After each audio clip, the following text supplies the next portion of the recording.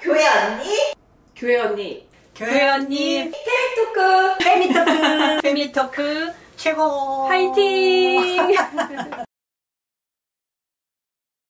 사실 두 분이 젊은이로서 통과했던 교회 환경은 또 지금 그 많은 여성 젊은이들이 경험하고 있는 환경하고 뭐 어떤 부분에서 나아가지 않은 부분도 있지만 더 열악했었을 수도 있잖아요. 근데 그럼에도 만약에 두 분 박사님 그래도 교회를 떠나지 말아라. 자매님들 교회 안에서 이렇게 버티거나 이렇게 싸워라 라고 왠지 떠나라라고는 얘기 안 하실 것 같다는 생각이 드는데. 난 떠나라고 할 건데. 정말요? 난 교회 떠나라고 할 거예요. 왜냐하면 지금 교회가 정말 그리스도의 그 말씀대로 가르친다라고 난 보기 어렵고 다 집단 논리, 폐쇄성, 그리고 우리 말 안 들으면 너는 죄인이야. 뭐 이런 식으로 규정하고 있기 때문에, 그러니까 이게 진리가 작동하지 않고 한 개인의 존엄함과 이런 것들이 존중되지 않기 때문에 제가 볼 때는 대단히 위험한 교회가. 그래서 저는 그 직분을 좀 안 받았으면 하는 게 많아요. 교회 만약에 생활을 하더라도 멀찍이 떨어져서 했으면 좋겠어요.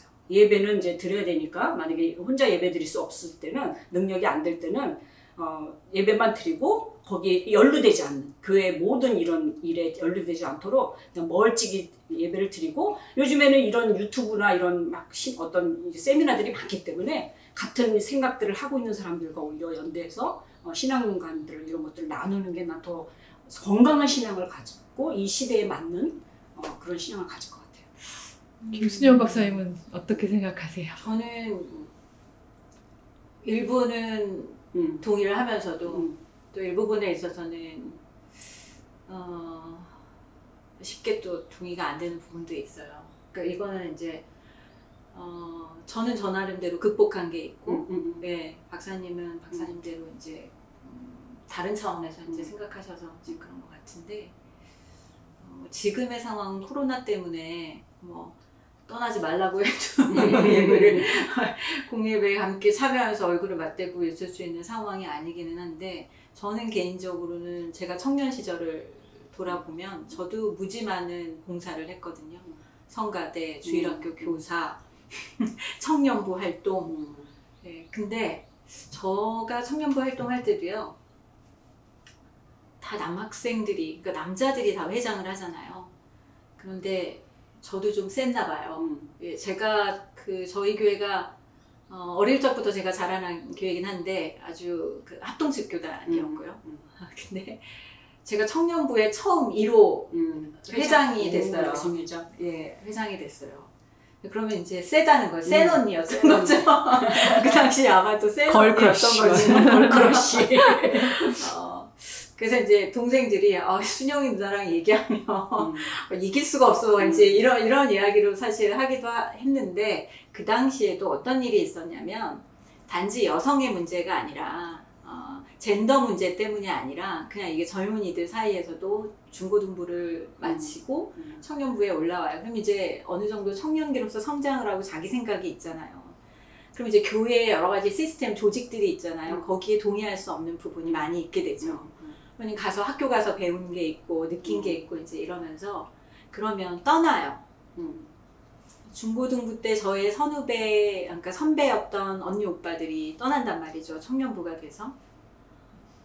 근데 이제 그때 제 어린 마음에는 무슨 생각이 있었냐면, 근데 떠나는 분들은 그 신앙생활도 물론 개인적으로도 굉장히 제가 존경할 만한 그런 언니 오빠들이었고, 교회 생활도 성실하게 하고 여러 가지 교회 봉사를 다 척척 다 해냈던 사람들이고, 근데 이제 궁극적으로는 물론 이제 제가 그때 통과했던 그 시대가 80년대 후반, 90년대 초반 뭐 이랬기 때문에 청년대 시대적인 여러 가지 환경도 있었겠지만, 이분들이 떠날 때, 교회를 떠날 때 여러 가지 이유를 들어서 떠날 때 마음속에 무슨 생각이 있었냐면, 그럼 교회는 누가 지켜줘? 나는 어떻게 하라고? 언니 오빠들 다 떠나면 그럼 우리는 어떻게 할 건데? 그런 마음이, 그때 저는 그것이 상처였거든요. 그래서 같이 싸워주거나 같이 목소리를 내주거나 같이 변화를 위해서 같이 있어주면 안 돼? 동생으로서. 그때 갑자기 눈물이 나려고 했는데, 그때 정말 그랬거든요. 왜 언니 오빠들이 다 떠나지? 그렇지. 나를 안 지켜주고 여기 안 지켜주고. 나를 안 지켜주는 걸 떠나서 옳다고 생각했으면 같이 하면 안 돼? 그러면 똑똑하고 잘났다라고 하는 언니 오빠들 다 떠나면 그럼 여기서 우리는 모자라서 여기 있는 거야? 이런 질문이 제 안에 있었어요. 일단 구조적인 문제 이런 차원을 떠나서 그런 마음도 그때는 있었어요. 그래서 무조건 떠나라 이렇게 말하기보다 저는 뭐냐면 아프더라도 같이 부딪혀 볼 수 있는 용기가 있어야 되지 않을까. 저는 목소리를 냈으면 좋겠어요. 근데 너무 아프지만 근데 이제 우리 김순영 박사님 그때가 80년대잖아요. 그렇죠. 근데 지금 80년대, 2020년대 내가 들어와서 볼 때 이제 네. 내가 교회 목사 비서도 하고 이렇게 봤을 때 소리 낼 수 있는 구조가 아니라는 거예요. 네. 그리고 거의 다 이게 이제 요즘에 그 리짜 융이 얘기한 대로 이게 유혹하는 이부 남자의 죄책을 유혹하는 이부의 죄책으로 바꿔서 여자들을 정신적으로 신앙적으로 이렇게 남성 목회자한테 종속되게 만드는 걸 계속 교회가 이제 학습시킨다는 거예요. 그걸 이제 성적 메커니즘이라고 그러는데, 그러니까 자꾸 남자 목사님께 자꾸 종속되는 정신적으로나 신앙적으로 종속되다 보니까 이 성적으로도 제가 볼 때 제가 목사 비서도 했잖아요. 사각지대예요. 성의 사각지대. 그러니까 목사가 밤늦게 전화하거나 불러대면 거절할 수가 없는 구조. 그리고 지금 제가 여기 있었을 때 제가 사역 그만뒀을 때 그 목사님이 우리 아파트 밑에 나 여기 왔어. 이럴 정도로. 그러니까 이게요, 교회 여성들은요, 지켜줄 수가 없어요. 그러니까 그게 같이 목소리 내면 안 돼. 이거는 그 80년대는 가능할 수 있었어요. 어떻게 보면. 근데 지금은 절대로 이런 교회를 다닐 수가 그러니까 없어요. 오히려 80년대, 90년대 네네. 초는 가능했다. 네네. 그리고 네. 지금 점점점 이 교회가 시스템화되고 이게 직분화로 이렇게 콘크리트 같이 되기 때문에 목소리 낼 수 없어요. 저도 학교에서 강의 때 여성들 소리 내라 뭐 저기 주의를 얘기하고 했는데 그것 때문에 잘린 거잖아요. 제가 뭐 특별하게 뭐 잘못한 게 없거든요.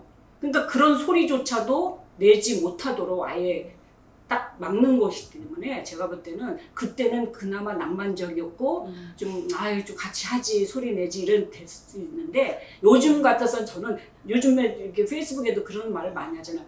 이 교회는 안 돼. 이 교회로는 안 돼. 뭐 구조로는 안 돼. 뭐 제3의 길 뭐 이러면서 나와야 돼. 그러면서 뭐 이런 얘기 많이 하잖아요. 그러니까 제가 볼 때 청년들에게 이 교회는 별로 희망이 없다. 희망을 주지 못한다. 저는 그런 생각을 많이 가져요. 특히 여자들. 두 분이 앉으셨는데도 두 가지 제안이 나온 것처럼 사실 청년들도 이 두 가지 커다란 선택지를 놓고서 계속 기도하고 이제 고민을 하는 것 같습니다. 근데 그래도 그러니까 저희 교회 언니 페미 토크는 어떤 게 정답이라는 게 아니라 그래도 교회 안에 남아서 그래도 우리가 할 수 있는 게 무엇이 있을까를 생각하는 자매들, 연대를 좀 많이 지향하는 이제 채널이다 보니까 만약에요, 그냥 이제 설정이 교회 안에 남아있는 젊은 자매들한테 좀 먼저 산 언니로서, 그러니까 먼저 산 선배로서, 그리고 또 전공 영역에서 어느 정도 시각과 힘을 가진 전문가로서, 그러니까 팁을 하나씩, 예를 들어서 버틸려면 이게 필요하더라 내지는 그러니까 이런 거를 좀 하나의 그 뭐라 그러죠, 그 가이드라인? 전략처럼 사용할 필요가 있더라. 약간 이런 조언을 혹시 하실 만한 것이 있을지. 저의 전략은 말하자면 하고 싶은 얘기를 부드럽게 하기였거든요. 근데 모든 자매들한테 사실 그거를 제가 뭐 항상 부드럽게 하라고 얘기할 수는 없죠. 근데 그건 저의 전략이었던 거죠. 그리고 또 굉장히, 그러니까 저에게는 많은 부분들이 제가 얘기하는 강한 이야기들을 전달하는데 상당히 실질적인 효과를 봤고요.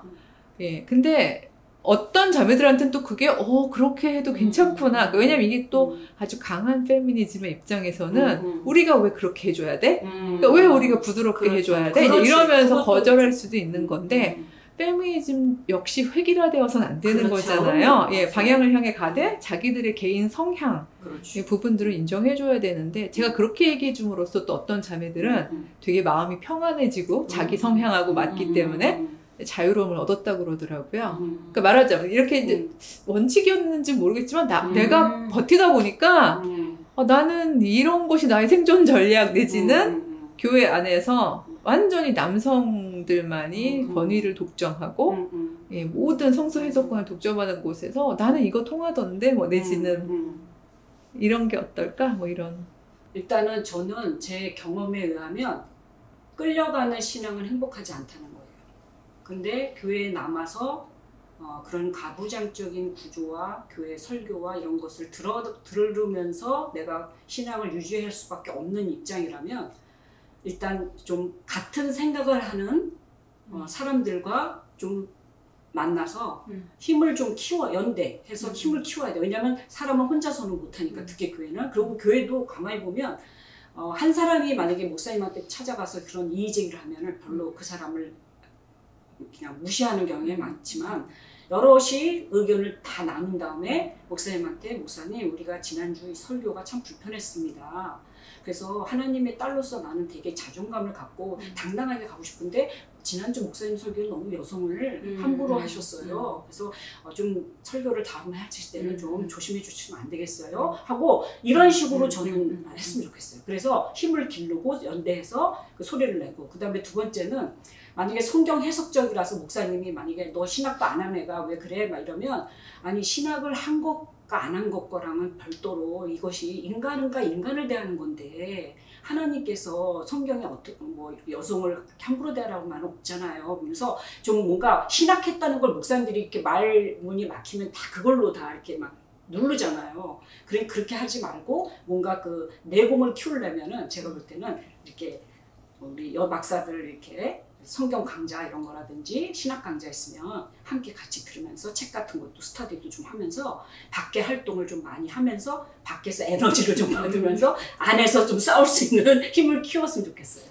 에너지 받아서 힘 모으고 예, 지식도 아는 것이 힘이다. 지식도 그렇죠. 만들고. 네네, 예. 그렇게 했으면 좋겠어요. 예. 교회 언니의 팁이었습니다. 저도 좀 비슷한 것 같아요. 저는 질문을 했으면 좋겠어요. 목사님에게.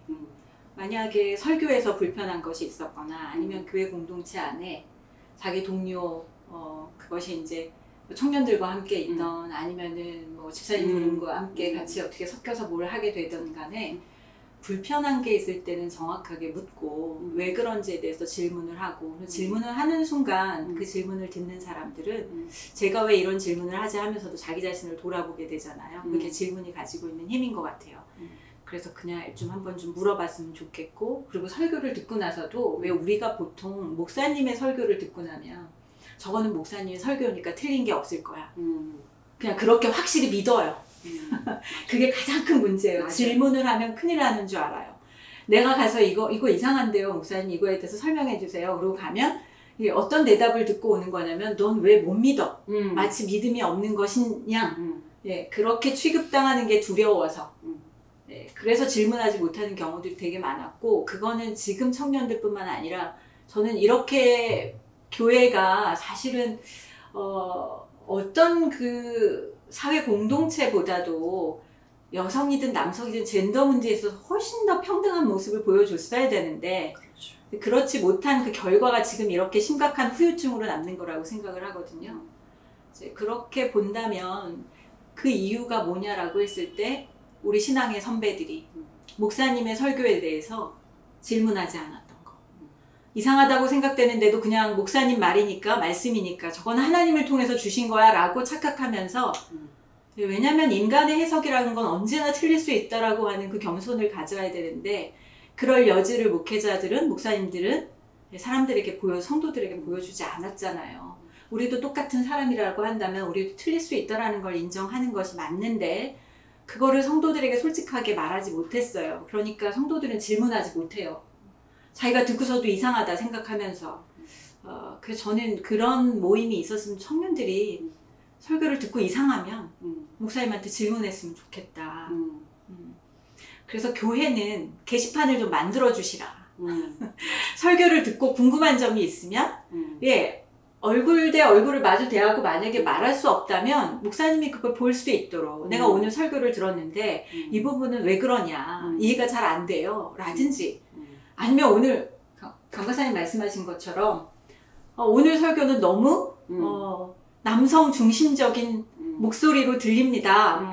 이거 목사님 어떻게 생각하세요? 저희는 그런데요 라든지, 그렇게 해서 게시판을 통해서든 청년들이 그런 모임을 만들어서 누구나 공개적으로 서로 질문할 수 있는 이런 분위기가 만들어지면 적어도 목회자라고 하는 그 사실 하나로 권위로 누른다든지 남성이라는 이름으로 권위를 휘두른다든지 그럴 수 있는 거는 좀 제도적으로 뭐가 큰 게 보완이 되기까지는 글쎄 그걸 어떻게 할 수 있을지는 아마 또 다른 숙제고요. 내가 만약에 청년으로서 이 문제를 하나씩 풀어간다라고 할 때는 일단 거기서부터 시작하면 좋지 않을까. 네, 질문하는 것부터. 네, 질문을 허라. 질문을 허하라. 네, 그렇죠. 질문을 허라. 네, 네, 함께 질문을 했으면 같은 좋겠어요. 생각을 가지고 있는 자매들끼리 모여서 힘을 얻고, 예, 그렇죠. 아는 만큼, 그렇죠. 예, 그 힘이 나는 거니까 열심히 배우고, 그 배운 걸로 질문을 그렇죠. 허하는 공동체를 만들어라 라고 지금 선배 교회 언니들이 조언을 주신 셈인데요. 마지막 질문인데 단답식인데 오히려 단답식이 괄호 넣기가 더 어렵잖아요. 네. 일단 질문이 이렇습니다. 나에게 교회 언니는 뭐뭐다. 이렇게 해서 명사도 괜찮고요. 네. 예, 뭐 좀 길어도 상관없는데요. 나에게 교회 언니는 뭐뭐다. 나에게 교회 언니는 네. 여성 편이다. 여성 편이다. 무조건 여성 편이다. 무조건 와. 앞에 나에게 든든해. 교회 언니는 무조건 여성 편이다. 저는 네. 나에게 교회 언니는 자유다. 자유다. 네. 하나님이 우리에게 저는 가장 큰 인간에게 준 선물이 자유라고 생각하거든요. 네. 남의 눈치 보지 말고 네, 자유롭게 이야기하고 자유롭게 말했으면 좋겠어요. 당당하게. 당당하게. 너무 두 분이 가장 폐쇄적이고 여성 차별적인 그런 교단에서 예, 하나님이 주신 정말 자유 영혼을 포기하지 않으시고 이렇게 하나의 전문가로서 굳건하게 버티신 모습 보니까 저도 막 용기가 나고 힘이 나는데요. 그 많은 이 땅의 젊은 교회 언니들이 힘내시도록 그 저희 채널 이름이 교회 언니 페미토크거든요. 그러니까 교회 언니 페미토크하고 네. 한번 이렇게 힘차게 외쳐주면서 마지막 인사 이렇게 손으로 해주시면 감사하겠습니다. 교회 언니 페미토크. 교회 언니 페미토크.